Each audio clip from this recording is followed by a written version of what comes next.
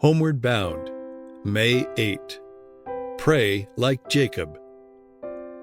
I will not let you go unless you bless me.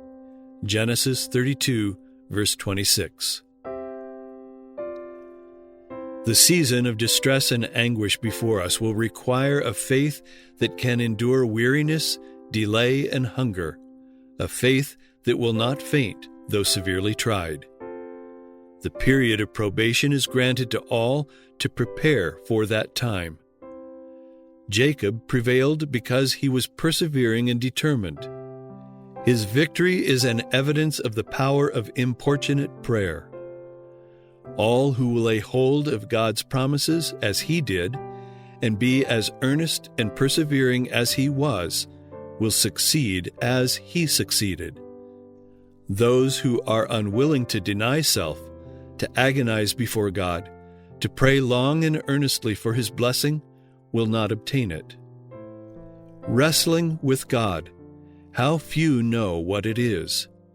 How few have ever had their souls drawn out after God with intensity of desire until every power is on the stretch.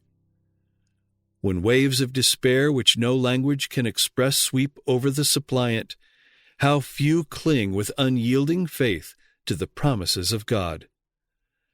Those who exercise but little faith now are in the greatest danger of falling under the power of satanic delusions and the decree to compel the conscience.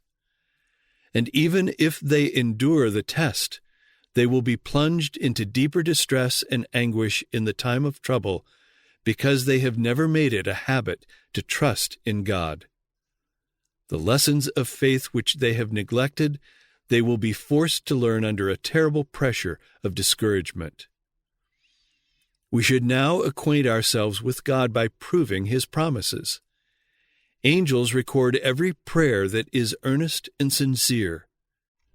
We should rather dispense with selfish gratifications than neglect communion with God. The deepest poverty, the greatest self-denial with his approval, is better than riches, honors, ease, and friendship without it. We must take time to pray.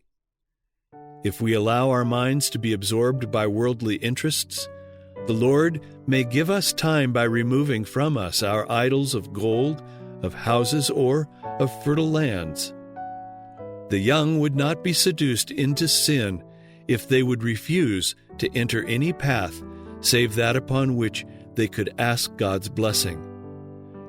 If the messengers who bear the last solemn warning to the world would pray for the blessing of God, not in a cold, listless, lazy manner, but fervently and in faith, as did Jacob, they would find many places where they could say, I have seen God face to face, and my life is preserved.